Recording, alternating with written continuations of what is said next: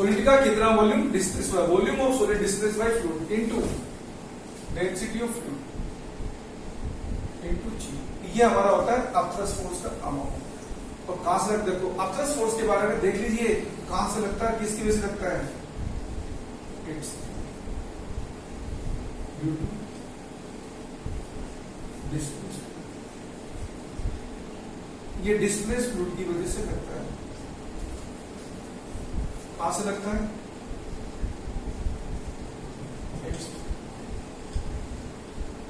Centres mass of displace किधर लगता है, वर्टिकल अपवर्ड डायरेक्शन। अब आपको अपथ्रस्ट फोर्स की बातें बताने के पहले एक दो बातें आप और जान लीजिए ताकि आप एकदम क्लियर हो जाएं। अपथ्रस्ट फोर्स में क्या है कि किस बात से फर्क नहीं पड़ता, बॉडी की इनर डायमेंशन का कोई रोल नहीं होता यहाँ पर, बॉडी होलो है कोई मतलब नहीं है। जिससे क्या है कि मान लो एक आदमी क्या है कि नदी में कूद गया, अब वो क्या है कि नदी में क्या है कि दो कचौरी खा के कूदेगा, क्या है कि ऐसा सिंपल कूद जाए, कोई फर्क नहीं पड़ेगा। क्यों, क्योंकि कचौरी कहां जा रही है, आदमी के पेट में चली जाएगी। आदमी के पेट में कचौरी चली जाएगी तो आदमी की क्या है कि बॉडी का वॉल्यूम थोड़ी चेंज हो रहा है, जबकि क्या है कि फ्लूइड को हटाएगा तो किसकी वजह से हटाएगा, वो क्या है कि बॉडी के वॉल्यूम की वजह से हटाएगा।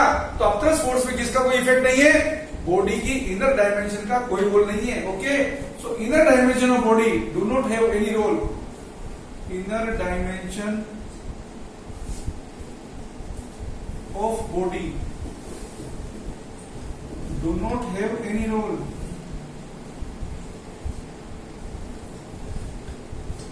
in the calculation of upthrust। खाली अपथ्रस्ट की कैलकुलेशन में कौन सी क्या डायमेंशन अफेक्ट करेगी, only outer dimension, only outer dimension. Okay, inner dimension क्या है होल होने से हमारा कोई मतलब नहीं है। अब जब बॉडी को क्या है कि डाल दोगे तो क्या होगा, ऐसा होगा, किसी भी बॉडी को जब आपने फ्लूइड में डाल दिया, ये बॉडी का मान लीजिए एक्चुअल वेट है, ये बॉडी पे क्या है, ये अपथ्रस्ट फोर्स है, इसकी वजह से क्या है कि बॉडी थोड़ी हल्की फील होगी, ये बॉडी का अपरेंट वेट है, अपरेंट वेट इसका कम हो जाएगा। अपरेंट वेट कितना हो गया, एक्चुअल वेट माइनस अपथ्रस्ट। अब आप देख सकते हैं अगर एक्चुअल वेट अपथ्रस्ट के इक्वल हो तो अपरेंट वेट 0 हो जाएगा। अपरेंट वेट 0 होने का मतलब बॉडी के अंदर क्या है कि आपको वेटलेसनेस क्रिएट होगी। अगर क्या है कि पानी से बनी हुई किसी बॉडी को पानी में डाल दें, पानी से बनी हुई किसी बॉडी को पानी में डाल दें तो वो बॉडी आपको कैसी नजर आएगी, वेटलेस। तो अगर आप उसको उठाना है तो अपने आप उठ जाएगी, आपको कोई उसमें फोर्स लगाने की जरूरत ही नहीं है। ओके, कई बार क्या है कि कई लोग पानी में डूब जाते हैं तो क्या है कि अगर उस आदमी को उठाना होता है तो आपको इजी लगता है क्योंकि पानी आपकी मदद करता है, फ्लूइड आपकी मदद करता है उसको उठाने में, वो अपथ्रस्ट फोर्स लगा होता है। ओके, तो यहां से अपरेंट वेट क्या हो जाएगा, कम हो जाएगा। तो देखिए अब आपको क्या है कुछ और बात यहाँ पे आपको बता रहे हैं। अपथ्रस्ट फोर्स आपने देख लिया, इसके क्या है आप इफेक्ट देख लिए, ताकि आप क्या है कि क्वेश्चंस इसको देखोगे तो आपको क्या है कि एकदम इसका फंडा क्लियर हो जाएगा। देखिए देखो ये आइस क्यूब है जो किससे बना हुआ है, पानी से बना हुआ है, प्योर आइस क्यूब है, प्योर 100% प्योर पानी से बना हुआ है, और ये यहां पर वाटर में फ्लोट कर रहा है।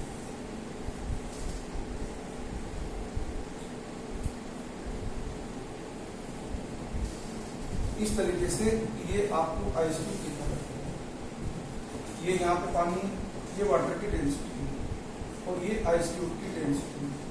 फ्लोट कब करेगा ऐसा, जब क्या है कि आइस की डेंसिटी वाटर की डेंसिटी से कम होगी तब ऐसा होगा। मान लेते हैं इस आइस क्यूब का मास है m आइस, मास तो क्या है इसकी स्टेट चेंज होगी तो भी कांस्टेंट होगा। कई बार न्यूमेरिकल में आपको पूछा जाता है अगर इसकी क्या है कि आइस क्यूब की डायमेंशन L होती है, क्यूबिकल होता है, इमेजिन करो, जरूरी नहीं हमेशा क्यूबिकल हो, क्योंकि इमेजिन करो ये क्यूबिकल है, तो इसकी डायमेंशन अगर L है तो इसका वॉल्यूम कितना हो जाएगा, वॉल्यूम हो जाएगा इसका L। तो देखिए आपको क्या है कि दो टाइप के क्या है कि यहाँ क्वेश्चन पूछे जाते हैं, कभी कभी पूछा होता है कि इसकी ये जो डूबी हुई हाइट है ना h, ये कितनी होगी।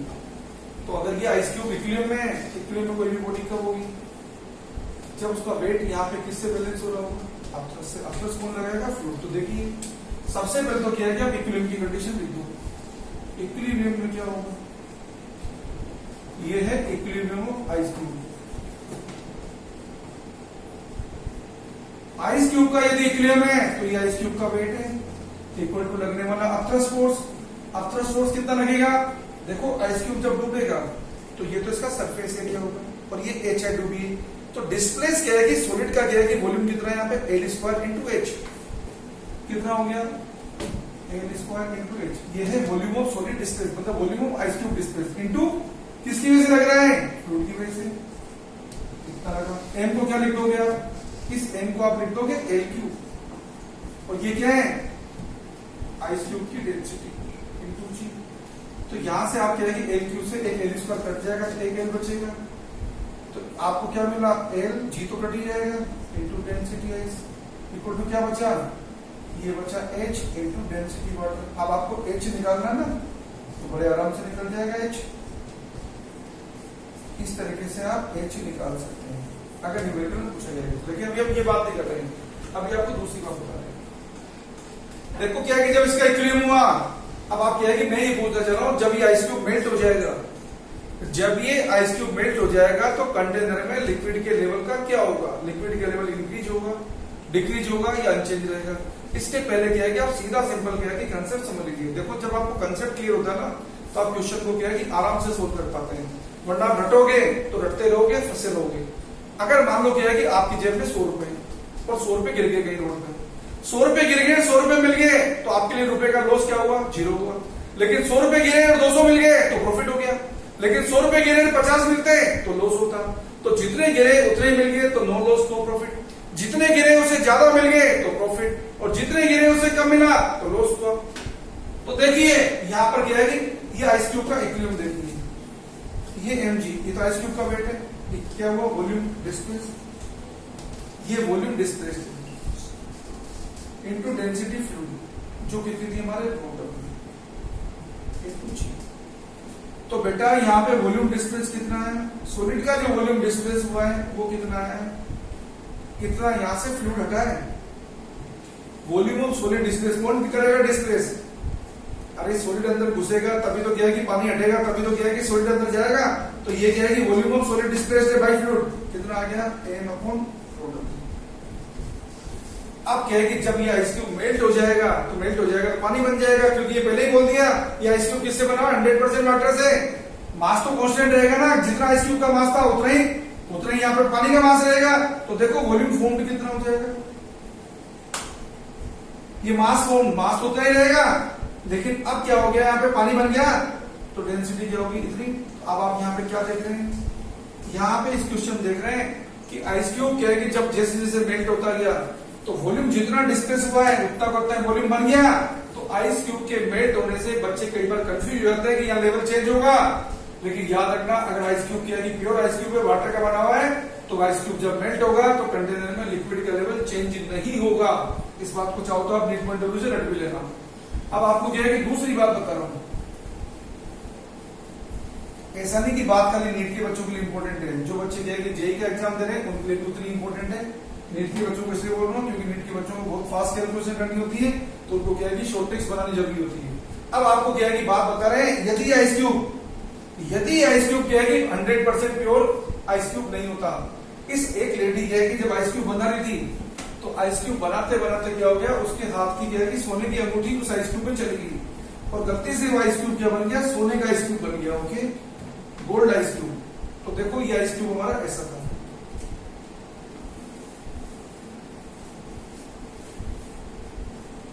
इस आइस क्यूब के अंदर क्या बन गई? ये हमने गोल्ड रिंग डाल दी है जो इस आइस क्यूब में चली गई है, और ये बाकी हमारा आइस क्यूब है। नेचुरल सी बात है, आइस क्यूब पानी का ही बना होगा। तो देखो आइस क्यूब का मास तो कितना है यहाँ पर? m1। आइस क्यूब की डेंसिटी कितनी? ρ1। आपको सबको मालूम है आइस क्यूब फ्लोट तभी करता है जब उसकी डेंसिटी पानी की डेंसिटी से कम होती है। पानी की डेंसिटी को मैं सिग्मा से लिख रहा हूँ, किससे लिख दो नाम से कोई फर्क नहीं पड़ता, ठीक है ना। यहाँ पे क्या है? ये जो गोल्ड रिंग है इसका मास कितना है? m2। इसकी डेंसिटी कितनी है? ρ2। गोल्ड रिंग की डेंसिटी ज्यादा है वाटर की डेंसिटी से, और ये फ्लोट कर रहा है पानी में। अब आपको पूछा है जब ये आइस क्यूब मेल्ट हो जाएगा कंटेनर में लिक्विड का लेवल क्या होगा? याद रखना आइस क्यूब जब मेल्ट हो जाएगा तो ऐसा नहीं है कि गोल्ड रिंग भी मेल्ट हो जाएगी, गोल्ड रिंग तो सॉलिड ऑब्जेक्ट है, वो नीचे क्या है बॉटम पे जाके बैठ जाएगी। तो देखिए आइस क्यूब का इक्विलिब्रियम देखिए पहले तो, ये है अब इक्विलिब्रियम ऑफ आइस क्यूब। क्या होगा इक्विलिब्रियम आइस क्यूब का वेट इक्वल टू अपना फोर्स, कितना वॉल्यूम डिस्प्लेस हुआ, volume of solid displace by fluid, fluid कौन सा है, पानी है, इनटू डेंसिटी फ्लूइड इनटू जी। हमेशा पानी नहीं होगा, अभी पानी भरा हुआ है, कुछ भी बढ़ सकता है, जो भरेगा उसके अकॉर्डिंग आंसर करना है आपको। तो ये वॉल्यूम डिस्प्लेस कितना आ रहा है, m1 plus m2 upon density water. इसको सोल्व करेंगे तो क्या आ गया, m1 upon sigma w plus m2 upon sigma w। ये आपके पास क्या है कि वॉल्यूम ऑफ सॉलिड डिस्प्लेस आया। अब जब ये आइस क्यूब मेल्ट हो जाएगा तो देखो क्या होगा, when ice cube will get melt, जब आइस क्यूब मेल्ट हो जाएगा तो क्या होगा, वॉल्यूम कितना बनेगा, ये है वॉल्यूम फॉर्म। देखो जो आइस क्यूब था वो तो पानी का बना हुआ था, तो मास तो उसका उतना ही रहेगा और डेंसिटी उसकी पानी वाली रहेगी। लेकिन गोल्ड रिंग का क्या होगा, गोल्ड रिंग का मास तो उतना ही रहेगा। जब क्या है गोल्ड रिंग की वजह से कितना वॉल्यूम बनेगा, अब ये क्या है कि आइस क्यूब चढ़ गई, अपना इंडिपेंडेंट वॉल्यूम तैयार करेगी। गोल्ड रिंग की डेंसिटी क्या थी, √2। ये हमारे पास आया वॉल्यूम फॉर्म। अब क्या है कि बच्चों आपको क्या है कि यहाँ पे थोड़ा दिमाग लगाना है। क्या दिमाग लगाओगे, देखो ये m1 upon sigma w, m1 upon sigma w, ये दो टर्म तो कॉमन है। यहाँ पे क्या जानते हैं आप कि डेंसिटी क्या है कि गोल्ड रिंग की ज्यादा है, किससे, डेंसिटी वाटर से। तो ये टर्म क्या है कि यहाँ पे कम होगी इस टर्म से। ये टर्म अगर कम है तो वॉल्यूम फॉर्म्ड क्या आएगा, कम आएगा। वॉल्यूम फॉर्म्ड कम आएगा किससे, वॉल्यूम डिस्प्लेस से। अब आप क्या देख रहे हैं, वॉल्यूम फॉर्म्ड कम है, वॉल्यूम डिस्प्लेस है, तो कंटेनर में लिक्विड का लेवल क्या होगा, डिक्रीज होगा। नीट के पॉइंट ऑफ व्यू से आप याद रख लीजिए कि सिंकिंग इंप्योरिटी मिलाओगे तो लेवल डिक्रीज होगा, इसको आप रख लेना। लेकिन जेई पॉइंट ऑफ व्यू से आप समझ के रखना कि क्यों डिक्रीज हो रहा है, क्योंकि वॉल्यूम फॉर्म्ड कम है, वॉल्यूम डिस्प्लेस है, तो आपका क्या है कि लेवल डिक्रीज होगा। 100 रुपए का नोट गिरा है, 50 रुपए का मिलेगा, तो नुकसान तो वही ना, बात समझ में आएगी। तो सिंकिंग इंप्योरिटी के केस में क्या होगा, लेवल डिक्रीज होगा। अब आपको क्या है कि बात बता रहे, फ्लोटिंग इंप्योरिटी में क्या होगा, आपने क्या देखा, प्योर आइस क्यूब था, जब आइस क्यूब मेल्ट हुआ तो लेवल पे कोई चेंज नहीं है। सिंकिंग इंप्योरिटी मिलाई तो लेवल डिक्रीज हुआ है। अब आपको बात बता रहे हैं फ्लोटिंग इंप्योरिटी के केस में, एक लेडी क्या है कि आइस क्यूब बना रही थी। अब आइस क्यूब बनाते बनाते क्या है कि कपड़े वगैरह जो सुखाते हैं तो प्लास्टिक की जो रिंग होती है ना, वो प्लास्टिक की रिंग क्या है कि आइस क्यूब में चली गई और आइस क्यूब बन गया प्लास्टिक वाला। तो देखो अब क्या होगा,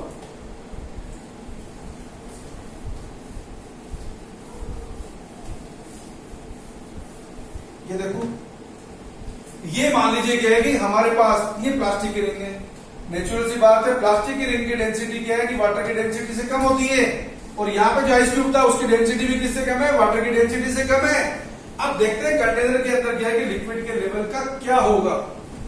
तो देखिए पहले तो सबसे पहले आप इक्विलिब्रियम देख लीजिए, ये आइस क्यूब का इक्विलिब्रियम है। ये इतना वॉल्यूम डिस्प्लेस हुआ है, किसकी वजह से डिस्प्लेस हुआ है, वाटर की वजह से। तो यहाँ पे क्या है कि वॉल्यूम ऑफ सॉलिड डिस्प्लेस जो है, आपको पहले ही बता दिया कि इधर डायमेंशन जो है ना, अंदर कुछ भी डाल दो उससे कोई मतलब ही नहीं है। वॉल्यूम ऑफ सॉलिड डिस्प्लेस कितना है यहाँ पर, m1 plus m2 upon sigma w। Solve करेंगे तो कितना आ गया, m1 upon sigma w plus m2 upon sigma w। ये आपके पास इक्वेशन 1 है, ये तो आ गया वॉल्यूम डिस्प्लेस। अब आपको बात बता रहे वॉल्यूम फॉर्म के बारे में। देखो जब ये आइस क्यूब मेल्ट हो जाएगा तो आइस वाला पोर्शन तो क्या है कि पानी में चेंज हो गया। ये तो क्या है कि आइस वाला पोर्शन पानी में चेंज हो गया। अब बचा कौन है, प्लास्टिक रिंग। प्लास्टिक रिंग थोड़ी पानी बनेगी, प्लास्टिक रिंग की डेंसिटी देखिए वाटर की डेंसिटी से कम है, तो प्लास्टिक रिंग फ्लोट करके क्या है कि सरफेस पे चली जाएगी, और सरफेस पे चली जाएगी तो प्लास्टिक रिंग का इक्विलिब्रियम ऐसे हो जाएगा। इतना प्लास्टिक रिंग का क्या है कि यहाँ पे क्या है कि वॉल्यूम यहाँ पे हटेगा, तो इतना वॉल्यूम यहाँ पे क्या है कि क्रिएट होगा। पानी का इतना वॉल्यूम क्या है कि यहाँ से कितना हटेगा, तभी जो जितना क्या है कि प्लास्टिक रिंग का वॉल्यूम हटेगा वो कौन किसकी वजह से हटेगा, उतना पानी हटाएगी। तो ये वॉल्यूम फॉर्म्ड कितना हो गया, डेंसिटी वाटर की इंटू जी। तो कितना आ रहा है यहाँ से क्या है कि वॉल्यूम फॉर्म्ड कितना आ रहा है, देखो आप m2 अपॉन सिग्मा w, इसको यहाँ रख दो। आपने क्या देखा, ये वाली टर्म तो क्या है कि इस टर्म की इक्वल थी, और यहाँ पे ये वाली टर्म भी इस टर्म के इक्वल आ रही है। तो फ्लोटिंग इंप्योरिटी के केस में क्या है कि बच्चों को कंफ्यूजन होता है कि यहाँ पे क्या है कि लेवल बढ़ना चाहिए, लेकिन यहाँ लेवल बढ़ता नहीं है, यहाँ भी लेवल अनचेंज रहता है। तो कोई आपसे पूछे कि भाई लेवल क्या है कि बढ़ेगा कब। यहां तो देखो आपने क्या देखा था, जब आइस क्यूब हमारा प्योर आइस क्यूब था तब तो लेवल अनचेंज रहा था आइस क्यूब के मेल्ट होने में। जब आइस क्यूब में क्या है कि हमारे पास क्या है कि कोई सॉलिड इंप्योरिटी मिलाई थी जिसकी डेंसिटी फ्लूइड की डेंसिटी ज्यादा थी, तो सिंकिंग इंप्योरिटी के केस में क्या हुआ था, लेवल डिक्रीज हुआ था। जब आपने फ्लोटिंग इंप्योरिटी मिलाई तो लेवल अनचेंज रहा। तो क्या है कि इसका मतलब क्या, कभी लेवल नहीं बढ़ता, बढ़ता है। कब बढ़ेगा वो बात आपको बता रहे हैं। अगर ये आइस क्यूब क्या है कि प्योर आइस क्यूब है, लेकिन इस आइस क्यूब को आपने किसमें नहीं डाल रखा, पानी में नहीं डाल रखा है, आपने इस आइस क्यूब को एक ऐसे फ्लूइड में डाला है जिसकी डेंसिटी वाटर की डेंसिटी से ज्यादा है, तो देखो क्या होगा। ये आपके पास आइस क्यूब है,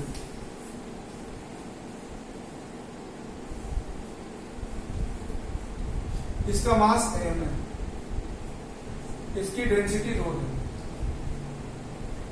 और ये जिस फ्लूइड में डाला है उसकी डेंसिटी से कम है, लेकिन पानी नहीं है। ये जिस फ्लूइड में डाला है उसकी डेंसिटी वाटर की डेंसिटी से ज्यादा है, और ये फ्लोट कर रहा है। हाइट वगैरह निकालनी तो वही पहले का कंसेप्ट क्या आएगा। देखो इक्विलिब्रियम कब आएगा, जब इसका वेट किसके इक्वल होगा, अपथ्रस्ट फोर्स के इक्वल होगा। इक्विलिब्रियम देखिए सबसे पहले तो इसका इक्विलिब्रियम क्या होगा, इक्वल टू अपथ्रस्ट। अपथ्रस्ट में क्या होगा, volume displace into density fluid into g. तो वॉल्यूम डिस्प्लेस कितना है, सॉलिड का वॉल्यूम, आइस क्यूब का वॉल्यूम कितना डिस्प्लेस हुआ है, m/c। जब ये आइस क्यूब मेल्ट हो जाएगा तो क्या हो जाएगा, जब आइस क्यूब मेल्ट हो जाएगा तो क्या हो जाएगा, पानी बन जाएगा। ऐसा तो नहीं ना कि दूसरा फ्लूइड बन जाएगा, पानी से बना तो पानी बनेगा, तो वॉल्यूम फॉर्म कितना है, मास तो कांस्टेंट रहेगा, ये बना पानी। अब आप यहां से क्या है आसानी से कंपेयर कर सकते हैं। आपको क्या मालूम है, क्योंकि यहाँ पे क्या है, ये जो सिग्मा जो था, ये सिग्मा किससे ज्यादा है, वाटर की डेंसिटी से ज्यादा है, तो वॉल्यूम डिस्प्लेस क्या है, कम है, और वॉल्यूम फॉर्म क्या है, ज्यादा है। वॉल्यूम फॉर्म ज्यादा है तो यहाँ पे लेवल क्या होगा, यहाँ पे इस केस में वॉल्यूम फॉर्म ज्यादा, वॉल्यूम डिस्प्लेस से, इस केस में कंटेनर में लिक्विड का लेवल क्या होगा, इंक्रीज होगा। तो जब भी आप आइस क्यूब को किस में डालेंगे, एक ऐसे फ्लूइड में डालेंगे जिसकी डेंसिटी वाटर की डेंसिटी से ज्यादा होगी, तो कंटेनर में लिक्विड का लेवल इंक्रीज होगा। ये बात याद रखना, ओके। तो ये क्या है कि कुछ बातें थी जो आपने किसके बारे में देखी, आर्किमिडीज प्रिंसिपल के बारे में देखी। यहां पे क्या है कि अपथ्रस्ट की वजह से आप क्या है कि कई सारी और चीजें भी निकाल सकते हैं। कैसे, मान लीजिए क्या है कि आप क्या है कि कोई चीज होलो है, तो क्या है कि आप स्पेस का क्या है कि जो होलो स्पेस है उसके वॉल्यूम की भी कैलकुलेशन कर सकते हैं, मतलब केविटी के वॉल्यूम को भी निकाल सकते हैं। आप इम्प्योरिटी का क्या है कि अमाउंट भी यहां से निकाल सकते हैं। इस तरीके की आप क्या है कि कई कैलकुलेशन यहां से आर्किमिडीज प्रिंसिपल की क्या है कि हेल्प से कर सकते हैं। आप क्या है कि कुछ और भी लिक्विड डालेंगे, मरकरी डाल दिया, कुछ और डाल दिया, वो भी कैलकुलेशन यहां से कर सकते हैं। एक इंपॉर्टेंट चीज आपको बताता हूं, देखो जो क्वेश्चन दिया कि नॉर्मली आता रहता है, मान लीजिए ये आपके पास क्या है, एक वुडन स्पेसिमेन है, ऐसा क्यूबिकल है, ऐसा कोई जरूरत नहीं कि हमेशा क्यूबिकल हो, फिलहाल मैं आपको क्यूबिकल दूंगा। ये क्यूबिकल स्पेसिमेन है, लकड़ी का बना हुआ है, इसकी डेंसिटी मान लो 2 है, कुछ भी मान लो डेंसिटी जो आपकी मर्जी हो, वो आपकी मर्जी है, हो सकता है कि गलत भी हो, उससे कोई मतलब नहीं। ये डेंसिटी मान लो 0.6 ग्राम पर सीसी वुडन स्पेसिमेन, और ये मान लो क्या कि पानी में फ्लोट कर रहा है। अगर ये पानी में फ्लोट करेगा, इसके डायमेंशन एल है, तो ये क्या है कि कितने वॉल्यूम तक पानी की डेंसिटी बने, तो कितना हाइट इसका डूब जाएगा। देखो इसका इक्विलिब्रियम कर दो, इक्विलिब्रियम कर दो तो क्या हो जाएगा, ये एल क्यू, अगर उसकी डायमेंशन मैंने एल मानी इनटू उसकी density, volume into density equal to L square surface area into H, इसकी डेंसिटी क्या पानी की, सिग्मा डब्ल्यू इनटू जी। तो यहां से आपको क्या बना, जी से जी कट जाएगा, तो आपको क्या मिला, ये मिला L into g equal to मिला H into sigma W. H मिल गया आपके पास L g upon sigma W. अब आप देख सकते हैं यहां पे कितना क्वेश्चन बचा है, एल माइनस एच पोर्शन बचा है, एल माइनस एच पोर्शन बचा है। अगर आपसे पूछा जाए इसकी चाहो तो वैल्यू रख सकते हो आप। अगर आपको डायमेंशन दे रखी होगी तो आप रख देना। मान लो ये क्या है 10 सेंटीमीटर 10 बाई 10 बाई 10 ऐसा ही क्यों होता, तो एल की वैल्यू कितनी होगी 10, तो आप क्या लिखते हो इसको 10 इंटू जी।